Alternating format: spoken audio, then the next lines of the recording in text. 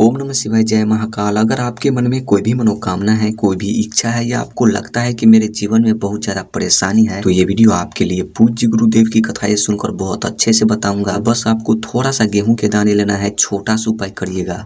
आपका जो भी मनोकामना होगी, जो भी इच्छा होगी, पूरी जरूर होगी। लेकिन एक बात और बता दूं, इस पूरे वीडियो में 4 बहुत ही प्यारे से उपाय की बात करेंगे जो कि आपके लिए और आपके फैमिली के लिए बहुत ही अच्छा होगा, है ना।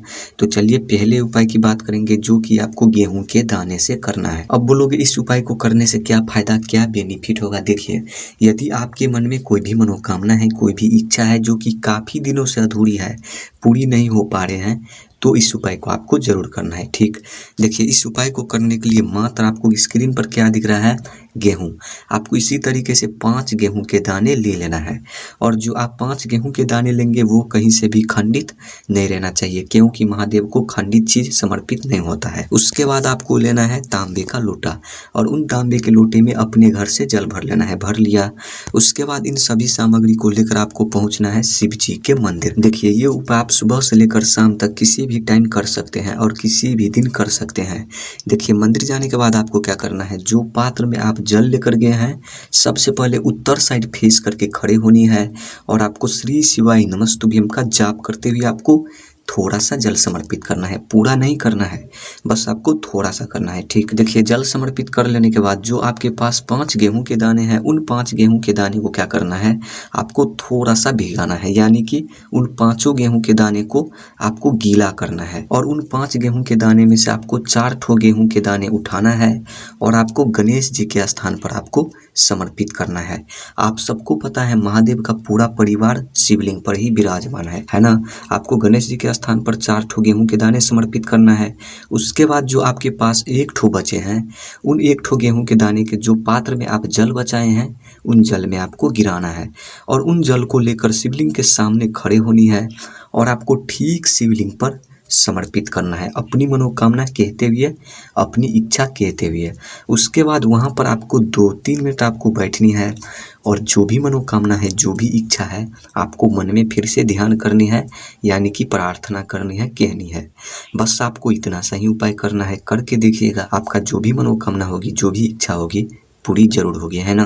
तो चलिए आगे बढ़ते हैं। अब बात करेंगे पूज्य गुरुदेव की द्वारा बताए गए दूसरी उपाय के बारे में। अब बोलोगे इस उपाय को करने से क्या फायदा, क्या बेनिफिट होगा। देखिए, यदि आपके घर में कोई भी व्यक्ति बीमार है या आप है या आपके फैमिली में कोई भी व्यक्ति है, बहुत दवा खाने के बाद, बहुत मेडिसिन खाने के बाद उसका बीमारी ठीक ही नहीं हो रहा है, तो इस उपाय को आपको जरूर करना है। ठीक, देखिए इस उपाय को करने के लिए आपको स्क्रीन पर क्या दिख रहा है, काली मिर्च। आपको इसी तरीके से 5 ठो या 7 ठो आपको काली मिर्च के दाने ले लेना है और जो आप काली मिर्च के दाने लेंगे वो कहीं से भी खंडित नहीं रहना चाहिए। आई बात समझ में।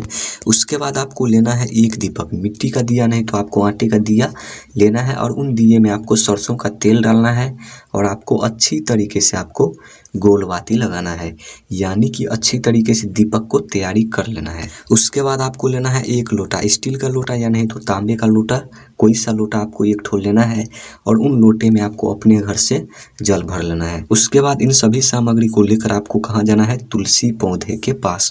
चाहे आपके आंगन में हो या गार्डन में हो, कहीं पर भी हो, आपको वहाँ जाना है। देखिए ये उपाय आपको सूर्यास्त होने से पहले करना है। आई बात समझ में, इस बात को विशेष ध्यान रखना है। ठीक, देखिए तुलसी पौधे के पास जाने के बाद आपको क्या करना है, सबसे पहले अगरबत्ती, जो भी आपको पूजा पाठ करनी है, जल समर्पित करना है, सबसे पहले आपको पूजा पाठ कर लेनी है। कर लिया, उसके बाद आपको क्या करना है, जो आप दीपक लेकर गए हैं उन दीपक को आपको जलाना है, यानी कि उन दीपक को प्रज्वलित करना है और उन दीपक से आपको तुलसी माता को आरती करनी है। और जब आप आरती करेंगे तो अपनी मनोकामना कहनी है, मन में ध्यान करनी है, जो भी मनोकामना है बीमारी से जुड़ी आपको कहनी है, मन में ध्यान करनी है। उसके बाद आरती कर लेने के बाद उन दीपक को आपको तुलसी माता के जड़ में रखनी है और जो आप काली मिर्च लेकर गए हैं, चाहे आप 5 लेकर गए हैं या 7 लेकर गए हैं, जितने भी लेकर गए हैं, उन सारे काली मिर्च को अपने हाथ में लेना है और आपको तुलसी माता को परिक्रमा करना है। कम से कम आपको 7 बार या नहीं तो 9 बार परिक्रमा करना है तुलसी माता को। यदि आप तुलसी माता को किसी भी वजह से परिक्रमा नहीं कर सकते हैं तो आपको दीपक को परिक्रमा करना है। कम से कम 7 बार या नहीं तो 9 बार। और परिक्रमा कर लेने के बाद उन काली मिर्च को क्या करना है, उन दीपक में आपको गिरा देना है। ठीक, अपनी मनोकामना कहते हुए बीमारी से जुड़ी जो भी, कष्ट से जुड़ी जो भी समस्याएं हैं आपको कहनी है, मन में ध्यान करनी है। बस आपको इतना सही उपाय करना है, करके देखिएगा। तो चलिए आगे बढ़ते हैं। अब बात करेंगे पूज्य गुरुदेव के द्वारा बताए गए तीसरी उपाय के बारे में। अब बोलोगे इस उपाय को करने से क्या फायदा, क्या बेनिफिट होगा। देखिए, ये उपाय विशेषकर धन के लिए है। यदि आपके धन में वृद्धि नहीं हो रही है, धन की प्राप्ति नहीं हो रही है, तो इस उपाय को आपको जरूर करना है। ठीक, देखिए इस उपाय को करने के लिए आपको स्क्रीन पर क्या दिख रहा है, कनेर का फूल। आपको इसी तरीके से 1 ठो या 2 ठो जितना आपको मिल सके आपको ले लेना है, क्योंकि पूज्य गुरुदेव कोई संख्या नहीं बताया है कि आपको इतना ही लेना है। आपको जितना मिल सके ज़्यादा मात्रा में आपको ले लेना है। ले लिया, उसके बाद आपको स्क्रीन पर क्या दिख रहा है, तांबे का लोटा। आपको इसी तरीके से आपको कोई सा लोटा आपको 2 ठो ले लेना है। तांबे का लोटा ही नहीं जरूरी है, कोई सा लोटा आपको ले लेना है, लेकिन आपको 2 ठो लोटा लेना है। ठीक, और उन दोनों लोटे में आपको अपने घर से जल भर लेना है। भर लिया, उसके बाद इन सभी सामग्री को लेकर आपको कहाँ पहुँचना है, शिव जी के मंदिर, यानी कि महादेव के शिवलिंग के पास।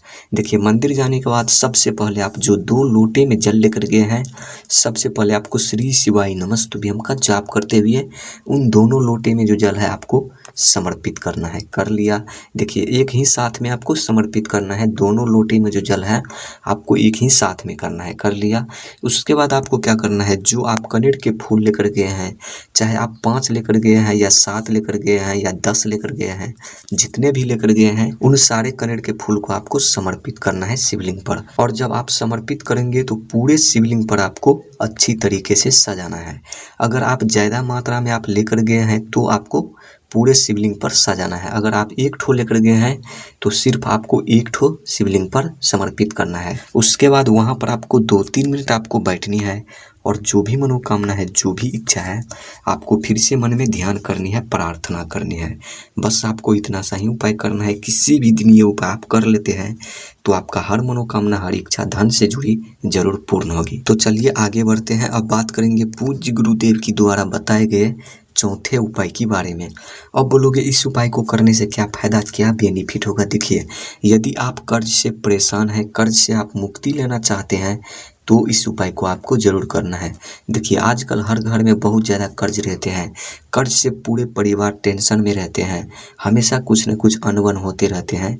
तो इस उपाय को आपको जरूर करना है। देखिए, इस उपाय को करने के लिए आपको स्क्रीन पर क्या दिख रहा है, हरी इलायची। आपको इसी तरीके से 5 ठो या 10 ठो आपको हरी इलायची लेना है। ले लिया, और जो आप हरी इलायची लेंगे वो कहीं से भी खंडित नहीं रहना चाहिए। ठीक है, इस बात को विशेष ध्यान रखना है। और साथ ही आपको लेना है थोड़ा सा शहद। मात्र आपको 1 चम्मच या 2 चम्मच आपको शहद भी ले लेना है। ले लिया, उसके बाद आपको लेना है 1 तांबे का लोटा और उन तांबे के लोटे में अपने घर से जल भर लेना है। भर लिया, उसके बाद इन सभी सामग्री को लेकर आपको कहाँ पहुँचना है, शिव जी के मंदिर, यानी कि महादेव के शिवलिंग के पास। देखिए, मंदिर जाने के बाद सबसे पहले जो आप तांबे के लोटे में जल लेकर गए हैं, सबसे पहले आपको उत्तर साइड फेस करके खड़े होनी है, यानी कि नॉर्थ डायरेक्शन। और आपको थोड़ा सा जल समर्पित करना है, पूरा नहीं करना है, बस आपको थोड़ा सा करना है। श्री शिवाय नमस्तुभ्यम का जाप करते हुए देखिए, जल समर्पित कर लेने के बाद जो आप हरी इलायची लेकर गए हैं, चाहे आप 5 लेकर गए हैं या 10 लेकर गए हैं, जितने भी लेकर गए हैं, उन सारे हरी इलायची पर जो आप शहद लेकर गए हैं, उन शहद से लेपन करना है, यानी कि उन सभी हरी इलायची पर उन शहद को लगाना है। और जब आप शहद लगाएंगे तो अपनी मनोकामना आपको बोलनी है, चाहे कर्ज से जुड़ी हो या आर्थिक समस्याओं से जुड़ी हो, आपको कहनी है।